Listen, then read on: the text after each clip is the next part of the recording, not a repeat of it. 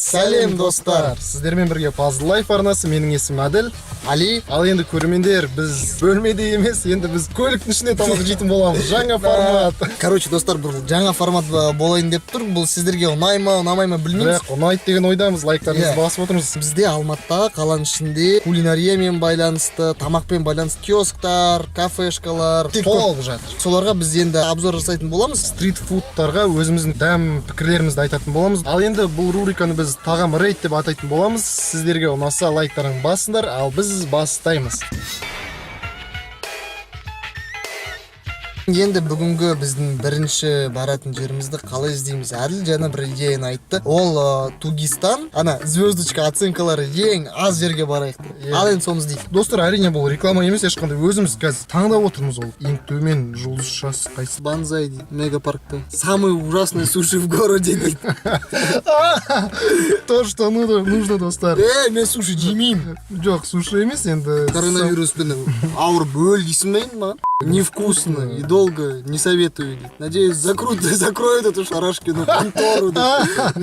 Жесть қылды. Так, достар, бұл антипиар емес, ойлап қалмаңдар. Бірақ бұл шын мәнінде ана недегі тугистегі пікірлер. Бірақ енді оформлениясы прикольный, анандай аниме стилінде. Короче, роллдарды аламыз и бір какой-нибудь выпечканы аламыз, иә? Пицца бар болса пиццаны аламыз, немесе бір самсаға ұқсас нәрсе болса самсаны аламыз.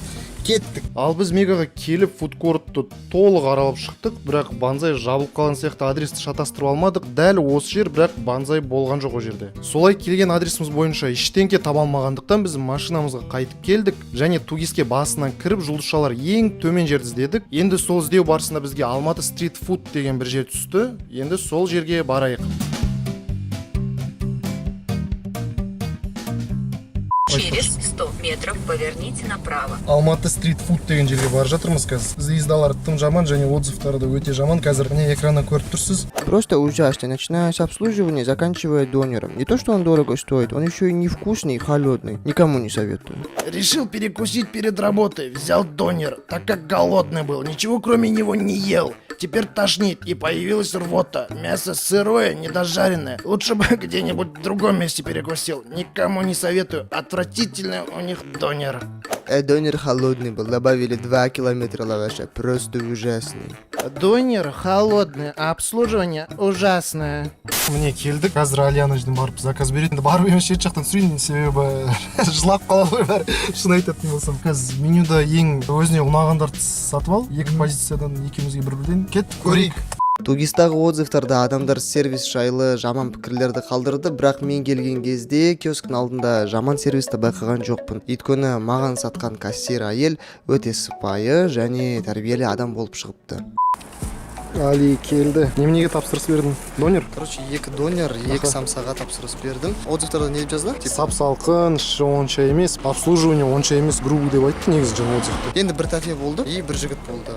Менің ойымша бәрі нормально болды. Ешқандай грубость көрген жоқ. Қазір дайын болады. Самсаны жылып берейін ба, сондайды сұрады. Білмеймін, пока ештеңке жаман айта алмаймын. Чек, достар, 2 донер, 2 самса, 2 кола 0,5, 3000 теңгеге шықты. Сөздің ішіне керек, мына жерде қасында торговый центр бар, қасында мына Көктөбенің канаткасы бар. Мүмкін сол себептен баға кішкене орташа бағадан кішкене Жоғарылау. бағасы жоғарылау болғандықтан сервисті, дәмі кішкене жоғарылау болу керек. Жеп жылғы ма? А чё сен холодильниктен алған жоқсың міне? Жарайды, алып қойдық. Соншама көп жаман пікірлерді көргеннен кейін мен сразу соларға, сол пікірлерге қарап жаман деп айтқым келмейді да. Өзім көргеннен кейін бірақ нормальный, әділ бағаны бергім келеді. Бірақ кола жылы. Мен досым армияға кетіп баратқан кезде сондай бір нәрсені айтқан, ыстық кола салқын пирожки деп. Так. Достар, міне заказды алып келдім. Ішінде осындай 2 тандырный самса. Міне осындай 2 тандырный самса. Так, отзывтарда жаңа ең сөйлеген адамдар жылы емес деген. Жылы. Әрине донерден бастаймыз. Өте ыңғайлы, өйткені мына жерде сыртында қағаз упаковкасы бар. Қағаз упаковкасы мынандай салафанға кигізілген. Короче, двойной защита. Бір отзывта есімде бар. 2 километра лаваша мне положили деп. Қалыңдығы енді өзіңіз байқасаңыз әдеттегіден сәл қалыңдау деп ойлап тұрмын мен. Иә. Көрейік енді. Енді 2 километр деп айта алмаймын. Бір тістегеннен менде пока лаваш түсті. Салқын деп айта алмаймын, бірақ Дұрыс жылытпай ма? жалпы дәміне деген претензиям жоқ болып тұр. Салфетка сенде аздау. Жоқ салфетка. Жоқ, шынында да ішіндегі соусы сап салқын маған. Тек салқын соус дейді. 2 километр лаваша деген ондайды мен байқаған жоқпын. Сәл кішкене қалыңдау. Ораған кезде просто начинкасы басына қарай бармай қалады да, басы кішкене лаваш көп болып қалады. Құрамына келетін болсақ, кетчуп, майонез, помидор, Кетчуп көп деп бөлек тұрған жоқсыз. кетчуптың дәмі шығып тұр. Қатты. Кейбір кезде донер жейсің да, приятно еттің дәмі шығып тұр, тауықтың еттің өзіне. Мұнда ана кетчуп бәрін переливать етіп жатыр ғой. Сырты жылы болғанмен іші салқын сияқты ма? Негізі көрініп тұр кішкене жылытқанын, не сыртында мына жерінде көріп тұрсыңдар ма? Мына немен ана пресспен күйдіргенін ана, бірақ аз ұстай ма? Ұқпаймын. Дәмі жаман емес, кетчуп көп. Салқындау. Салқын болғандықтан дәм дұрыс ашылмайды да, салқын болғандықтан. Мысалы басқа донеркаларына алған кезде, мысалы нені иго аласың ғой, сен донеркадан аласың, машинаға келесің, не бұл? Егер бұның бәрін дұрыс қыздырса, донер өзі жайнап кетеді. Просто мына жерде мәселе барлық мәселе температурада. Я айтуға болады, мысалы, мен пока ана жерден киосктан машинаға жеткенше далада салқын, далада суып қалды. Бірақ далада аяз емес, +8 градус. Біріншіден, екіншіден, мысалы, басқа донеркадан алған кезде, донеркадан машинаға дейін жүремін. Машинада қоям, машинамен иго дейін жетем. Үйдің ішіне кіремін, мысалы, соның өзінде жып-жылы болып тұрады.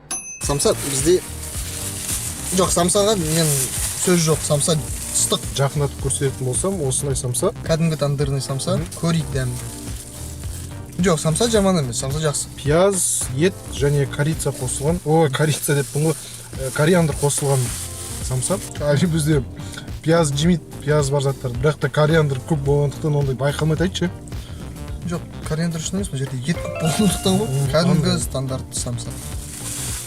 Сен самсаны аузына салып жібердің ба, не болды сен? Салмақ жинау керек, салмақ. Егер уақытты айналдыратын болсақ, мына донерді емес, мен мынандай бірнеше самса алар едім. Дәл қазір тугистен қарасаңыз, Алматы стритфудта 5 жұлдыз жаным біреу ғана. Біз де шетте қалмай өзіміздің отзывымызды қалдырып, өте маңызды отзывымызды қалдырып кетейік. Давай, сен өзің қанша жұлдыз ұша берер едің? Мен айтайын, одан ортағын қояйық. Ең маңыздысы, сен келесің, мысалы, киосктың алдына, меню жоқ. Сен шетке қарадың ма? Мүмкін мен байқамай қалдым, бірақ мен 2 рет бардым, 2 рет меню жоқ болды. Мен сұрадым, сонда маған нені кассир айтты, не бар, не жоқ. Бірақ просто чекқа 3000 кетті. 3000 айтпақшы, мен отырған кезде саған айттым. Адамдар көшеде кеткен кезде ақша көп жұмсамау керек. Олар кетіп бара жатып жай ала салу керек. Тым қымбат деп айта алмаймын, бірақ просто салқын донер үшін 1000 теңге беру. Тем более бұл бар ғой, бұл бір-ақ порция. Бұл полтора емес, бұл батон емес. Кәдімгі стандартты донер. Сонымен 2 қояйық, 2 самса және 2 донер алған едік. Донерлеріңіз салқын және оның ішінде соус көп болып кетті. Самса базар жоқ, бағаларыңыз да базар жоқ. Рахмет. Эксперттік бағамыз осындай болды. Эксперттік. Сіздерге ұнаған болса, міндетті түрде лайк басыңыз. Алла қаласа шығатын осындай бөлімдеріміз өте қызықты және өте дәмді болады деген ойдамыз. Сондықтан сіздің пікірлеріңіз, сіздеріңіз, отзывтарыңыз осы видео жайлы пікір алаңға жазыңыз. Біз барлығын оқимыз. Ал бүгін сіздермен болған мен Әли және Әділ. Бүгінге осы пазлға жазыл.